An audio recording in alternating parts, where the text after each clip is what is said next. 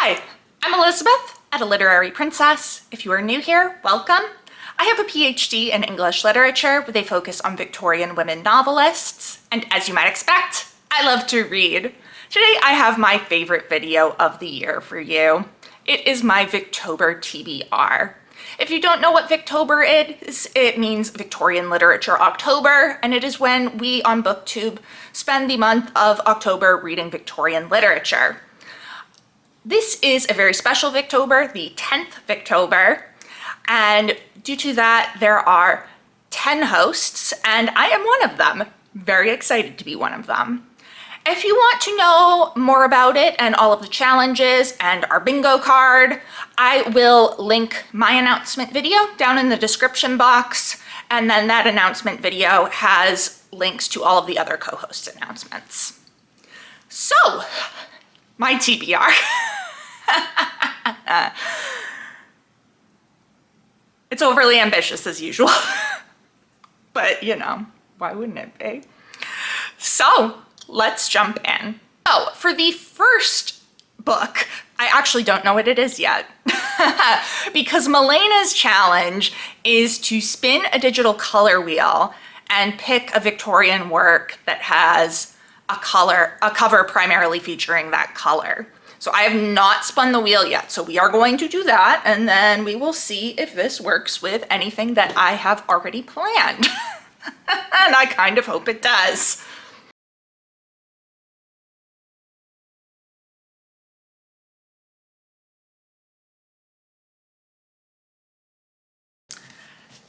So I've just gone searching through my physical bookshelves, like, gold, why is this so hard?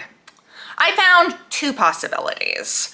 The first is The Portrait of a Lady by Henry James, which we see has the gold couch in the background with this gold and red pillow she is leaning on.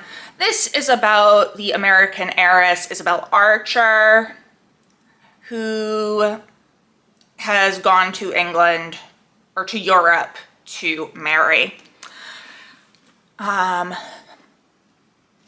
Does it say what year? No, that would be useful. 1881. So I've never read this before. I actually had planned to read it next year. It's on my my TBR for next year. Yes, I'm already planning the TBR for next year. It's fine. The other option is Wives and Daughters by Elizabeth Gaskell, with all of this gold in the background here. This probably has more gold on it than Portrait of a Lady. This was serialized in 1866, and it's Gaskell's last published novel. She actually didn't get to finish it. She died. It is telling the story of Molly Gibson, whose father remarries and brings in his wife and a stepdaughter. So, neither of these were on my plans for this Victober or this year in general. So I guess one of these I will pick up for Melena's challenge. I'm not sure which. We'll see how I'm feeling, or if I find another book with gold on it that's shorter. We'll see what happens. All right, so next up is the group read, which is Hester by Margaret Oliphant from 1883. This is the story of a young woman named Hester who is butting heads with her older, very rich relative, Catherine Vernon, because they are too similar. So I have read this before for an independent study, and I loved it. I'm so excited to reread it. We are doing 2 chapters a day from October 1st to the 22nd, with 3 chapters on the 22nd. And I'm really excited to reread it and take my time with it. So this counts for 2 challenges. My challenge to read a book by an underrated Victorian woman writer, which Margaret Oliphant is, and also Catherine's challenge to read a Victorian work that is somehow connected to Jane Austen. Oliphant is considered to be very influenced by Austen's work, and I think she might even directly reference her in here. I know she does in some works. It might be in here, I don't remember. But yeah, very excited to reread this. Next up, we have a book that counts for 3 challenges. This is Mistress and Maid by Dinah Mullet Craig from 1862. This is the story of the 3 Miss Leafs and their new maid who, from my understanding, they befriend and they teach her to read. I don't really know anything about the plot other than that. So this counts for Kate's challenge to read a work featuring friendship, Hannah's challenge to read a work about education, and my challenge to read a work by an underrated Victorian woman writer. This will be my 3rd book by Craig, and I am hoping that it is more like Olive than it is like Bread Upon the Waters, because I did not like Bread Upon the Waters at all. But I'm hoping that I will really like this one. Next up, we have the Memoirs of Sherlock Holmes by Sir Arthur Conan Doyle from 1893. This is a collection of Sherlock Holmes stories. I read The Adventures of Sherlock Holmes last year and just had such a good time that I'm like, I want to read Sherlock Holmes every year from now on. So this also counts for 3 challenges. The first is Katie's challenge to read something Victorian that is not a novel. These are short stories. Kate's challenge to read a book featuring friendship. Holmes and Watson's friendship is like the quintessential Victorian friendship. And I know that it will count for Roz's challenge, which is more like goes through all of your reading. It's empire spotting. See how many mentions of the British Empire you can find in your Victober reading. But I know that Sherlock Holmes stories will have at least one mention of the Empire in one of them, and probably more. So I'm just like, yes, this automatically ticks off that challenge. And I am sure that there will be plenty more in the rest of my reading as well. Next up, we have 2 that are in the same volume. So this is The Importance of Being Earnest and Other Plays by Oscar Wilde. There are 2 in here that I have not read yet. So the first is An Ideal Husband from 1895.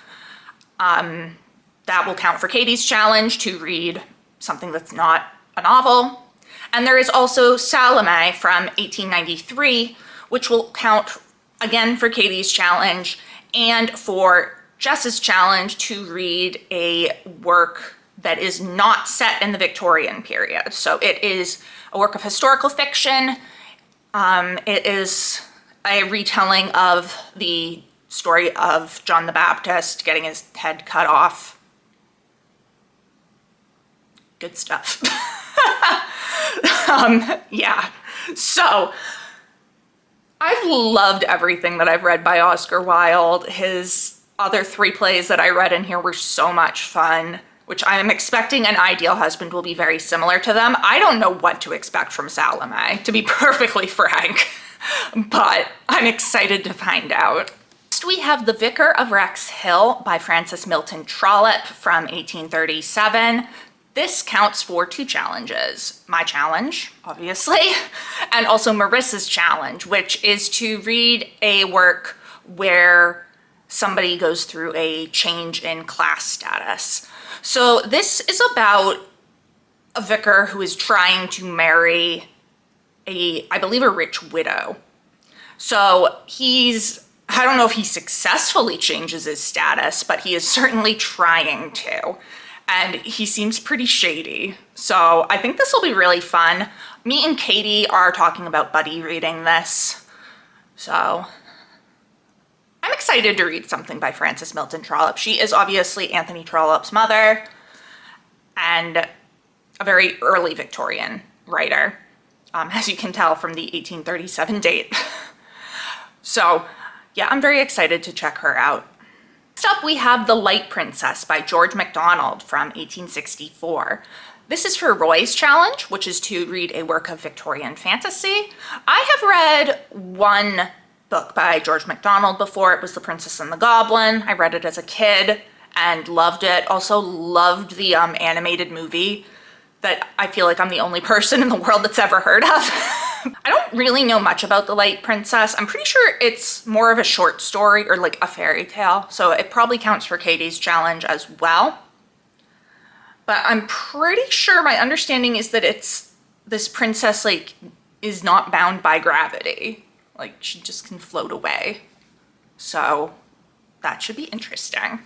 This next one is counts for 3 challenges again, and it is actually an article from Blackwood's Edinburgh magazine, and it is Miss Austen and Miss Mitford by Margaret Oliphant from the March 1870 edition of Blackwood's.